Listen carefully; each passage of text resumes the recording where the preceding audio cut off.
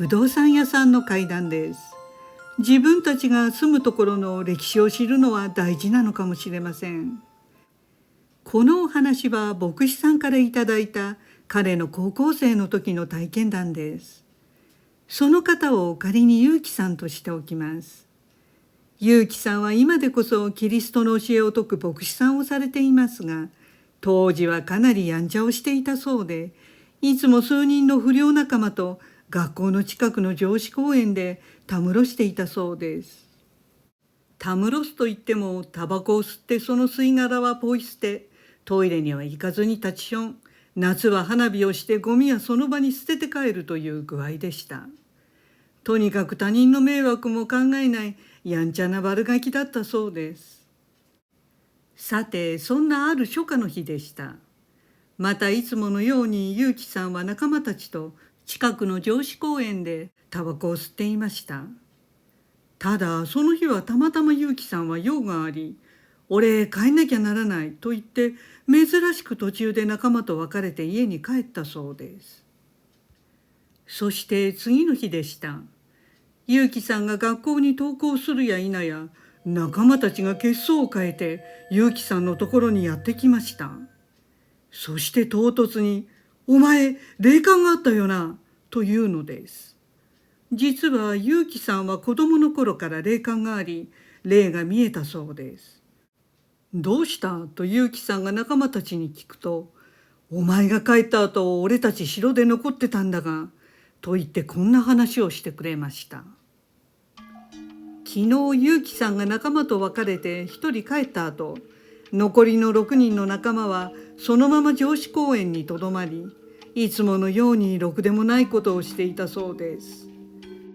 タバコや花火で遊んでゴミはポイ捨てといった具合で時間を潰していたのですが、それにも飽きてきた6人は何か別のことをしようということになりました。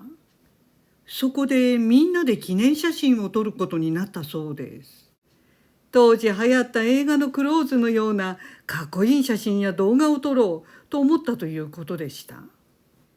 そこで城跡ですから石垣の長い階段があったので、その一番上から6人のうち5人が映画のように並んで降りてくるところを、残りの1人の A 君が一番下から携帯で5人を撮ろうということになりました。早速5人は階段の一番上に上がり、横一列に並んで一斉の背で映画のワンシーンのように階段をゆっくり降りていきました。すかさずその様子を一番下から A 君が携帯で撮影していたそうです。みんなが一番下までたどり着くと、 A 君は撮った動画を再生して確認していました。するとその再生動画を見ている A 君が「何？なんで？」とわけのわからないという感じで、みるみる顔が青ざめていきました。そして残りの5人がどうしたのか聞こうとする前に、突然「怖い、ごめん」とだけ言って A 君は帰ってしまいました。残りの5人は「おいちょっと待てよ」ということになり、その後もちろんすぐその携帯に何が映っていたかみんなで確認したそうです。それがこの動画なんだよと言って仲間たちは結城さんにその場で動画を見せてくれました。それは石垣の階段の一番上に5人が横並びでブレザーのポケットに手を突っ込んで同時に下に降りてくる映像でした。するとその映像が突然ザザーッと砂嵐に変わり、5人がよく見えなくなったかと思うと、すぐピントが戻り5人の姿が現れました。その5人の姿を見て結城さんは戦慄が走ったそうです。5人ともブレザーを着ていなかったのです。代わりに戦国時代の武将が着るような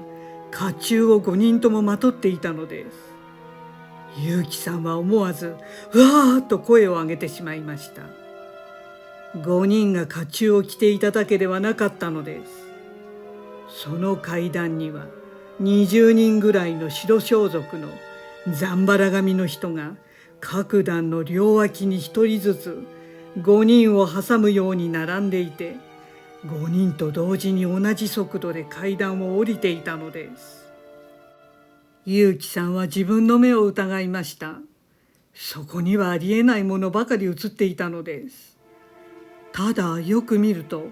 5人の仲間のブレザーが甲冑の下に透けて見えていたのだそうです。元の5人の姿の上に実際にないものがかぶって写っていたということでした。霊感のある結城さん自身、今まで心霊写真が撮れてしまうことはありましたが、ここまで鮮明で明らかに異様なものが動画に映り込むことはなく、とても不可解で震えが止まりませんでした。さて、この動画のことは瞬く間に学校で話題になり、当然学校の先生らの耳にも入ったそうです。そして先生は結城さんの仲間たちに、これはとても良くないものだから動画をすぐ削除しなさいとアドバイスしました。